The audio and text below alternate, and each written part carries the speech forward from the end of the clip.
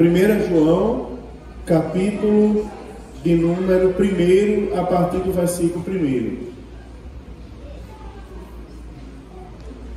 Diz assim: o que era desde o princípio, o que vimos com os nossos olhos, o que temos contemplado, e as nossas mãos tocaram da palavra da vida. Porque a vida foi manifestada, e nós a vimos, e testificamos dela, e vos anunciamos a vida eterna, que estava com o Pai, e nos foi manifestada. O que vimos e ouvimos, isso vos anunciamos, para que também tenhais comunhão conosco. E a nossa comunhão é com o Pai e com o seu Filho Jesus Cristo. Estas coisas vos escrevemos, para que o vosso gozo se cumpra. E esta é a mensagem que dele ouvimos e vos anunciamos: que Deus é luz e não há nele treva nenhuma. Se dissermos que temos comunhão, se dissermos, aliás, que temos comunhão com ele e andarmos em trevas, mentimos e não praticamos a verdade.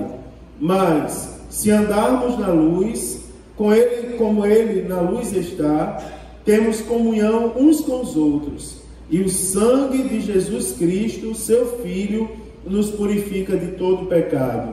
Se dissermos que não temos pecado, enganamo-nos a nós mesmos, e não há verdade em nós.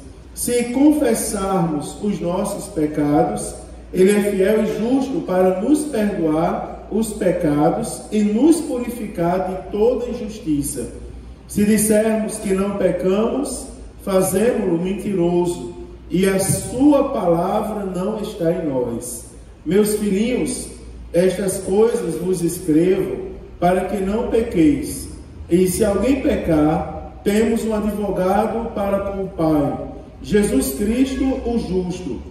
Ele é a propiciação pelos nossos pecados, e não somente pelos nossos, mas também pelos do mundo, de todo o mundo. Amém, queridos?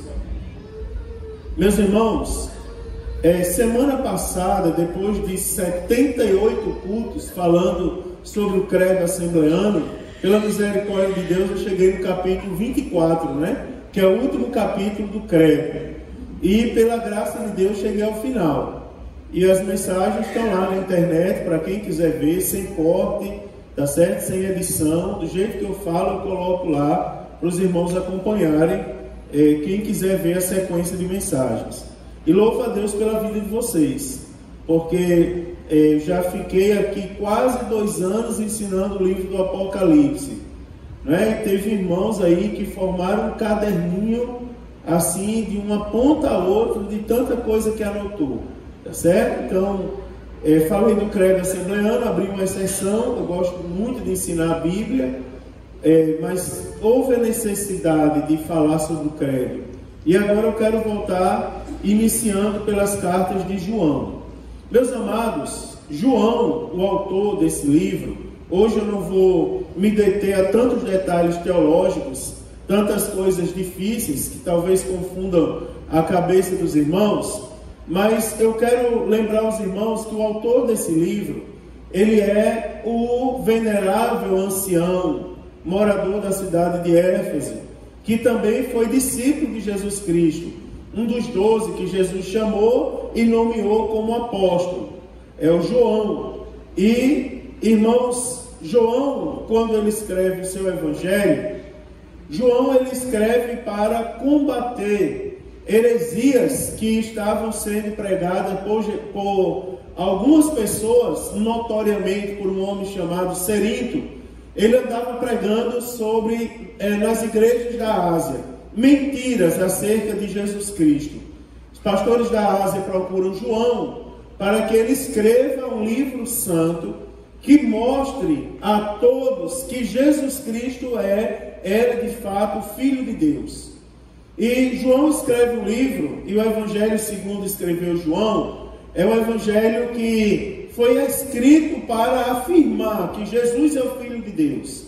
ele foi escrito cerca de 70 anos depois que os outros evangelhos já estavam em circulação. Já tinham sido escritos, já tinham sido distribuídos como cartas pelas igrejas.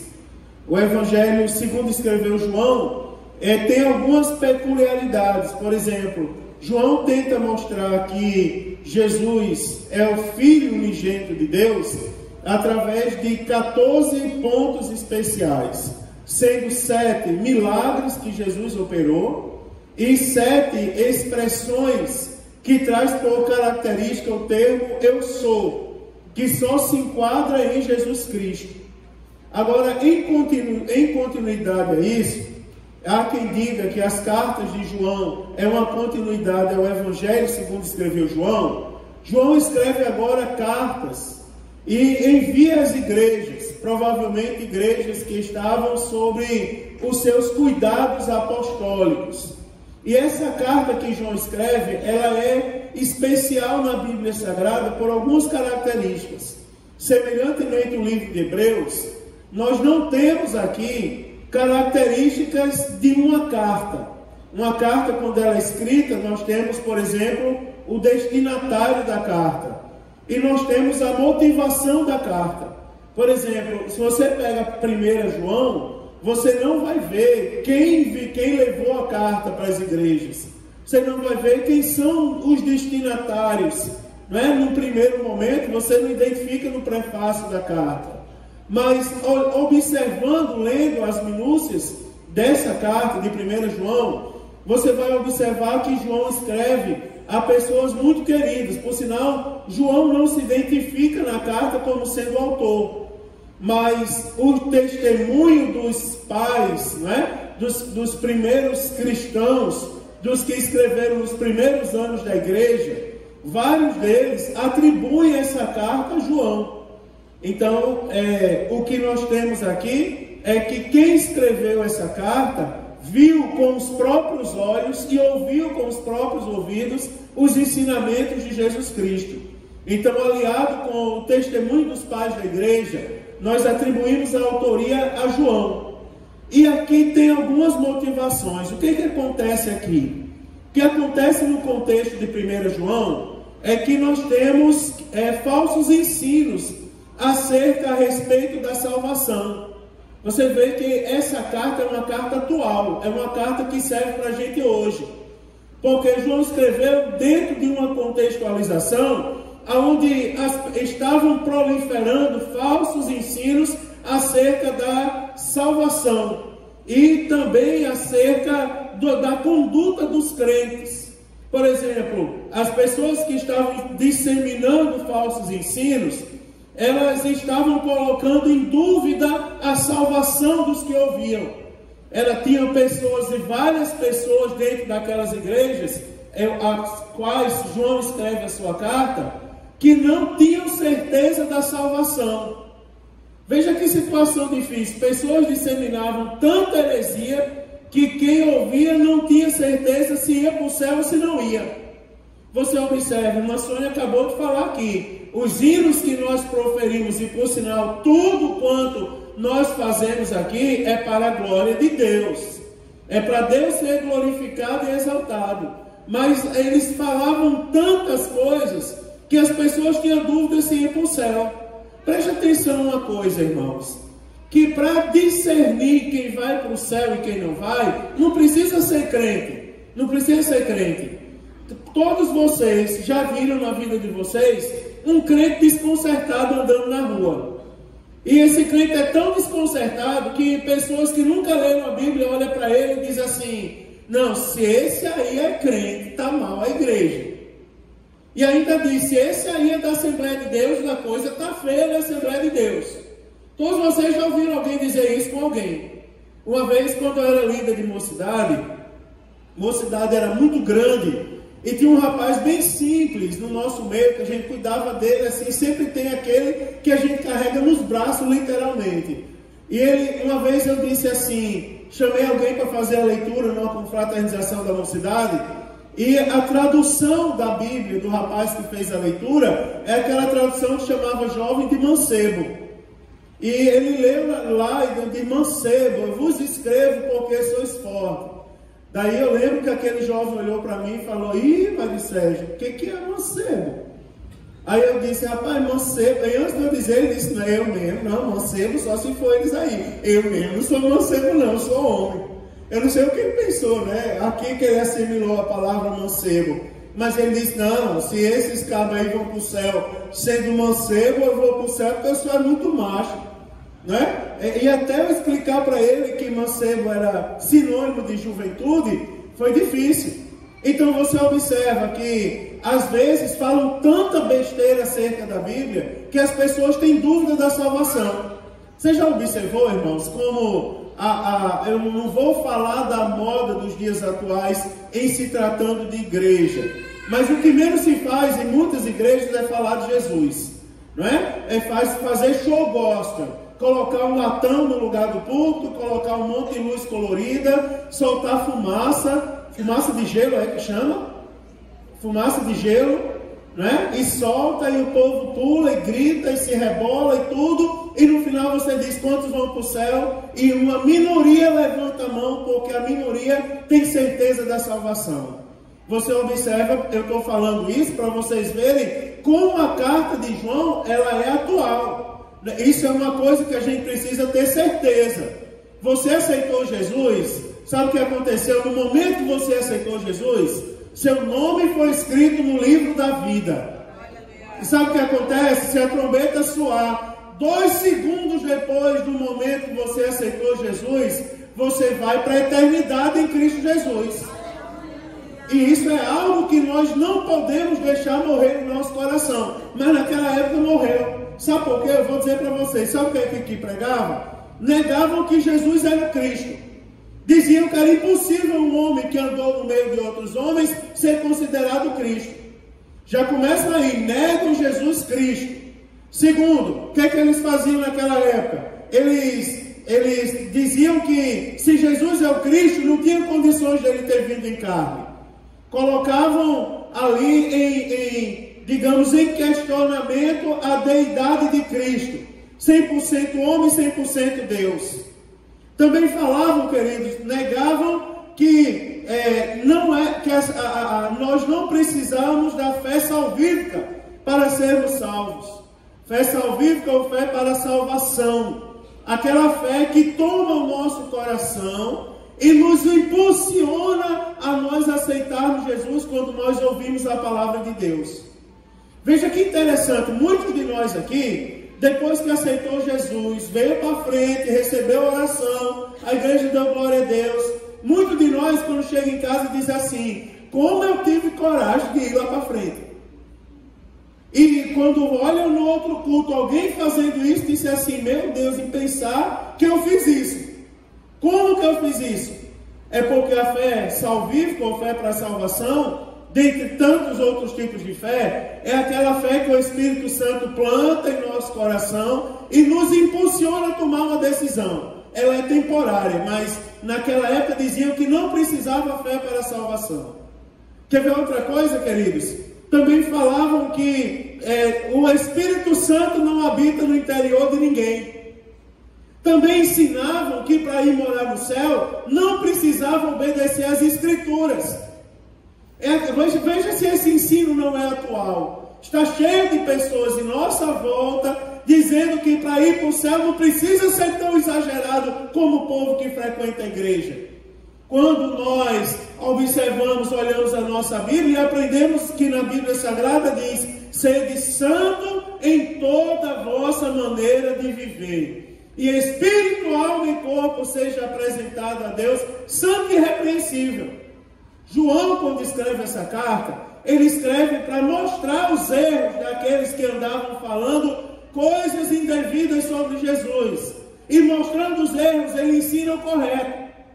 Quer ver uma coisa? A primeira coisa que a gente observa aqui é que ele começa a carta, eu vou começar nos 4 primeiros versículos, não sei se eu vou terminar hoje. Mas ele começa a carta dizendo o que era desde o princípio, o que vimos com os nossos olhos. Ou seja, João aqui ele começa demonstrando autoridade para falar do assunto que ele ia abordar na carta. Ele está dizendo: o que vimos com nossos olhos, o que temos contemplado e as nossas mãos tocaram da palavra da vida. Ou seja, quem está falando para você sobre o assunto que vai ser abordado nesta carta, que é Jesus Cristo. Quem está falando para você é quem tem autoridade para falar para você. A primeira coisa que a gente precisa entender, estudando a carta de João, assim como é comum nós encontrarmos nas cartas da Bíblia, é a questão da autoridade para falar. Muita gente quer falar de Deus, irmãos. Eu vou me atrever a dizer para vocês, artistas depravados da mídia, pessoas que vivem uma vida dissoluta, sem a menor comunhão com Deus, se acham no direito de abrir a boca e falar da palavra de Deus para a gente. Quer ver uma coisa interessante? Só fala de medicina quem é médico, quem estudou 6 anos para falar. Só fala do direito quem estudou 5 anos e fez estágio, tanto tempo para poder falar. Tem que ter autoridade no assunto. Eu vou falar uma coisa para vocês que no primeiro momento parece uma prepotência, mas não é, para vacinar vocês das coisas erradas desse dia. Só tem autoridade para falar da Bíblia para a gente quem vive a Bíblia, quem anda com Deus. Quem não anda com Deus não tem autoridade para falar. Sabe por quê? Porque não vive. Como que eu vou chegar aqui para vocês e dizer que quando Jesus voltar a gente vai para o céu se eu não tenho certeza da salvação? Pastor, o senhor vai para o céu? Eu vou ver aqui, vou analisar, abrir minha agenda para ver se enquadra, não é? Que autoridade eu teria para falar para vocês? Que autoridade eu teria para falar de santidade se eu não me esforçasse para andar em santidade? Cuidado, irmão, com quem você está dando ouvidos a certas coisas nos dias atuais. Nós escutamos todo mundo, porque somos educados. Agora só damos ouvidos a pessoas que têm autoridade para falar sobre o assunto. Sabe por que João mandou a carta? Porque ele viu, ele andou com Jesus, ele ouviu do próprio Jesus.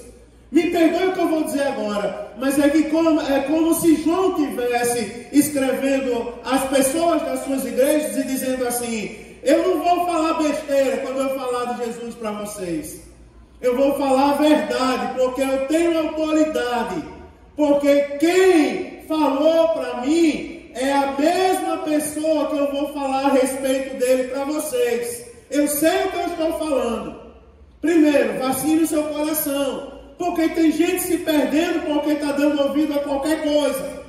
Tem gente se perdendo porque está dando ouvido a qualquer história. Irmãos, está aqui, a nossa regra de fé e prática ainda é a palavra de Deus, irmão. Nós não andamos por horóscopo. Nós não andamos por jogatina de búzio, nós não andamos, irmãos, por anjo mirabolante que aparece por aí. A palavra que nós precisamos ouvir, ler e guardar no nosso coração está registrada nesses livros aqui que nós carregamos em nossas mãos com muita alegria. É a Bíblia a fonte da nossa fé. Segunda coisa que ele fala aqui, irmãos, é acerca da vida eterna. Lembra que eu falei que estavam colocando em questionamento a vida eterna? Aí João, logo no início da carta, ele já diz assim, porque a vida já foi manifestada, e nós a vimos e testificando dela, e vos anunciamos a vida eterna. Aí ele diz que estava com o Pai e com seu Filho Jesus Cristo. Ou seja, ele deixa bem claro para todo mundo. Vocês querem saber o que é a vida eterna? Que vocês não têm certeza. A vida eterna, eu quero dizer para vocês, ela está em Deus. E ele associa a vida eterna a Jesus Cristo. As pessoas não estavam com dúvida, não era? Será que eu vou morar no céu? Se você tomar por referência outra coisa que não é Jesus, você não vai ter certeza da sua salvação. Não vai ter certeza. Já pensou, irmão? Quer ver uma coisa? Eu vou falar uma coisa para vocês, parece dura, mas não é. Não é. Imagine aí que eu vou pegar agora o irmão Carlinho, pegar o senhor como exemplo. Daí eu vou pegar, construir uma cruz de madeira de 10 metros de altura. Eu vou dizer, irmão Carlinho, pega essa cruz e anda essa rua todinha de um lado para o outro para o senhor ir morar no céu. Quando o irmão Carlinho acabar de carregar a cruz, cansado, com as costas doendo, né, se conseguir completar o percurso todo, eu vou perguntar, o senhor vai para o céu? Ele vai dizer, não sei. Não sei.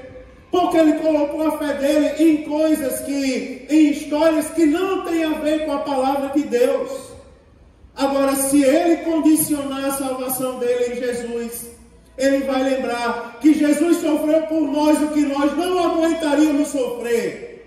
Que Jesus carregou a cruz por nós quando nós não conseguiríamos carregar. Que Jesus foi crucificado na cruz com prego nas próprias mãos e nos próprios pés. Que nós não suportaríamos a dor, mas por nós ele suportou. Eu vou morar no céu, sabe por quê? Porque a minha salvação, ela está firmada no sangue de Jesus Cristo que verteu na cruz do Calvário. Minha salvação está em Cristo. Aí ele já começa dizendo aqui, porque a vida foi manifestada em nós, e vimos e testificamos dela, e vos anunciamos a vida eterna em Deus. Tenha certeza da sua salvação. Você aceitou Jesus? Eu vou lhe dizer hoje, olhando para você nos seus olhos, e baseado nesta palavra, que é o nosso direcionamento de vida, você aceitou Jesus, você vai morar no céu. Queiram ou não queiram, se a trombeta soar, você vai morar no céu. E você não pode ter dúvida disso. Não tenha dúvida disso. Não tenha dúvida. Mas por que, Michael, você aceitou Jesus? Aceitou Jesus para dar dinheiro ao pastor? Aceitou nisso que o povo diz? Aceitou Jesus para se vestir como os crentes? Aceitou Jesus para falar como ele? Aceitou Jesus para isso, para aquilo outro? Rapaz, eu não sei nada do que você está falando, mas uma coisa eu vou lhe dizer com toda certeza. Eu aceitei Jesus porque eu quero herdar a vida eterna ao lado dele, e nele eu vou morar no céu, né? Quer ver que coisa boa? Ainda bem que eu vou morar no céu, né, irmãos? Você vai morar no céu, você vai morar no céu. Eu vou fazer uma coisa como os pregadores mais novos. Olhe para a pessoa que está do seu lado e diga aí, você vai morar no céu. Você vai morar no céu, você vai morar no céu. Porque eu vou dizer uma coisa para vocês, o inimigo é tão sujo que ele vai tentar colocar no coração de alguém amanhã dúvida. Ele vai tentar colocar no coração de amanhã de alguém, marido, daqui para amanhã dúvida. E a pessoa vai dizer, será que eu vou morar no céu? Eu já vou vacinar. Não sei o que o inimigo vai fazer, mas independente do que ele faça ou diga, a sua salvação está garantida em Cristo Jesus. Você vai morar no céu. Ninguém vai impedir isso. Quando a trombeta soar, a gravidade não vai nos segurar nesse mundo. Nós vamos subir, meu irmão, e lá vamos estar na eternidade com Cristo Jesus. Aleluia! A vida eterna nós temos. E ela está em Cristo. Agora João dá continuidade, porque ele começa a dizer assim, o que vimos e ouvimos, isso vos anunciamos, para que também tenhais comunhão conosco. Irmãos, olha que coisa interessante. Você já ouviu falar da palavra comunhão? Comunhão, koinonia. Já ouviu falar isso? Né? Do grego koinonia, não é? Comunhão é uma palavra, uma expressão que traz por tradução ter em comum. Só tem comunhão com o outro quem tem algo em comum. Por exemplo, vou falar da nossa fé. Se você não tiver fé, com a mesma fé com a pessoa que vive do seu lado, você pode até ter amizade, mas comunhão você não tem. Já observou isso? Aquele laço, aquele vínculo, não é? De irmandade, digamos assim. É tanto que nós nos tratamos por irmãos em Cristo Jesus. Primeiro porque quando aceitamos Jesus, somos co-herdeiros em Cristo, somos irmãos. Depois porque nós temos comunhão. Agora tem um detalhe aqui que eu quero explicar para você, quem tem comunhão na Bíblia Sagrada. Se você olhar, você vai mantendo a sua Bíblia aberta. No versículo de número 3 diz assim, o que vimos e ouvimos e vos anunciamos, para que também tenhais comunhão conosco.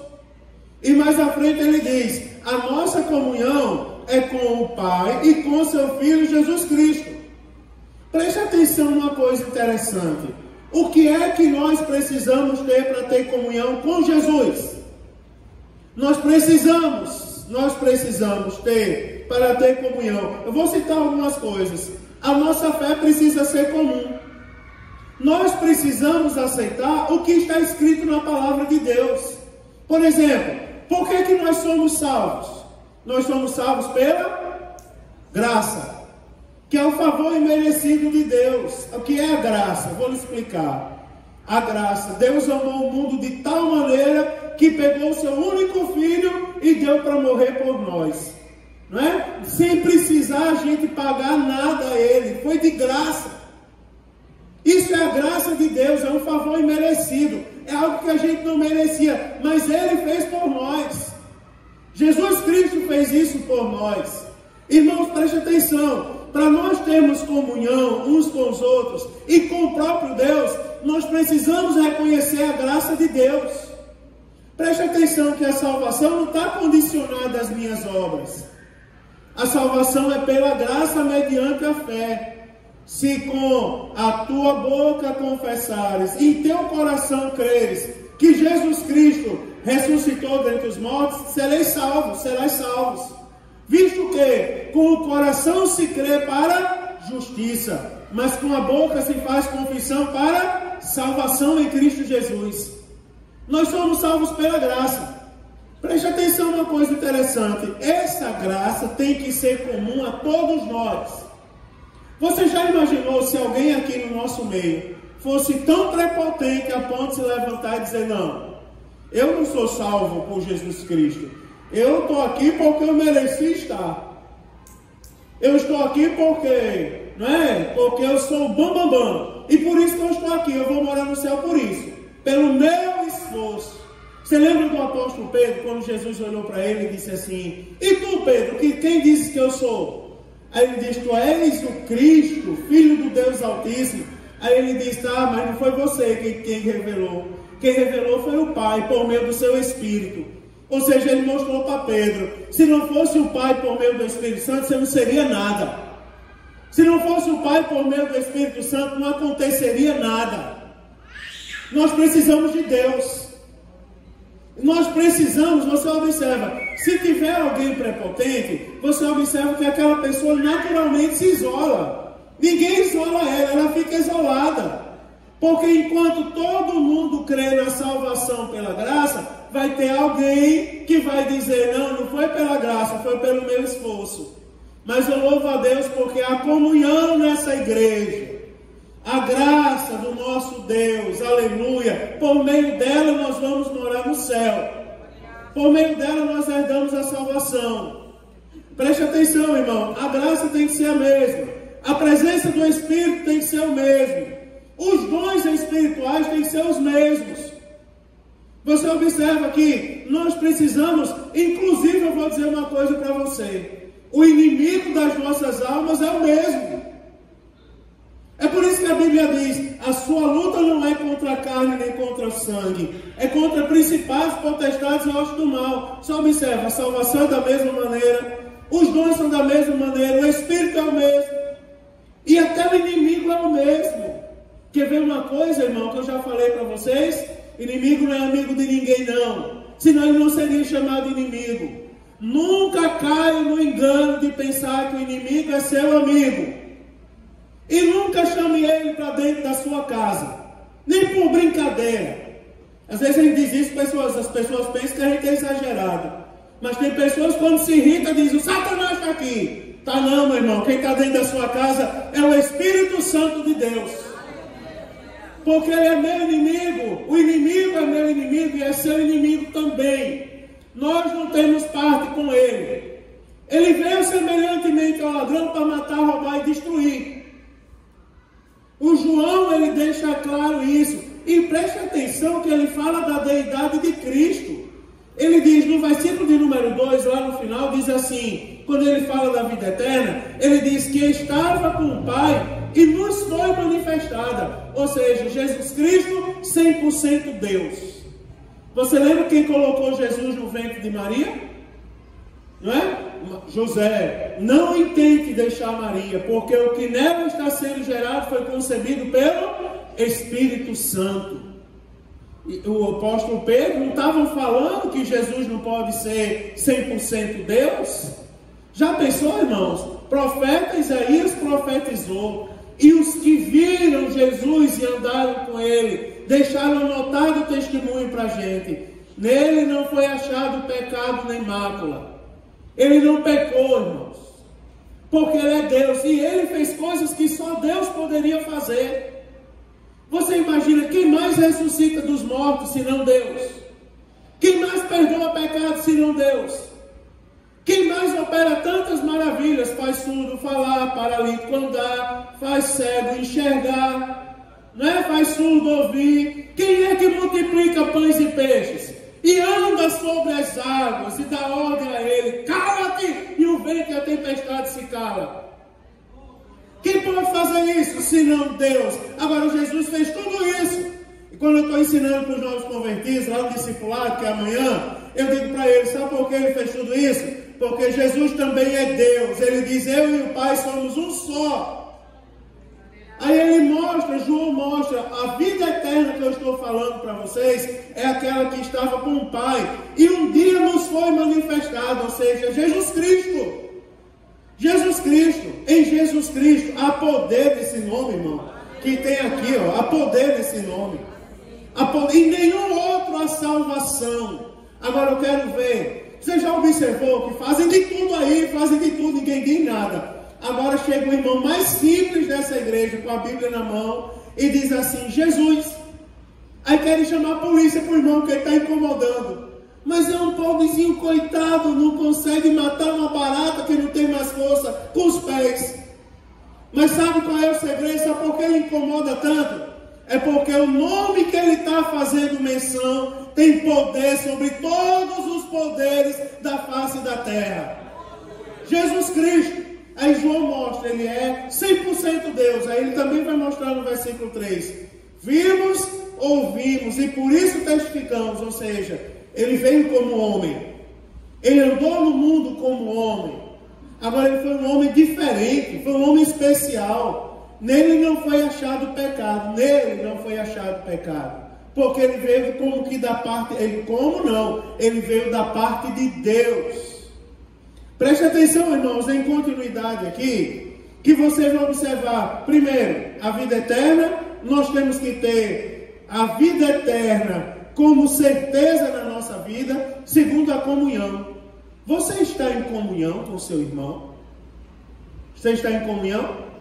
Porque se você está em comunhão, você tem que ser comum para com ele, falar a mesma linguagem, ter o mesmo propósito. Irmão, isso aqui é muito pesado. Eu vou explicar para vocês que é a função do pastor ensinar. Você imagina, se um crente tiver a intenção de falar de Jesus e outro de falar mal dos outros, tem comunhão entre eles? Não, porque as intenções são diferentes. Você está entendendo? Você já pensou? Eu tenho a intenção de levar as pessoas para próximo de Deus, mas tem pessoas que não têm. Ela não tem comunhão, não tem como ter comunhão.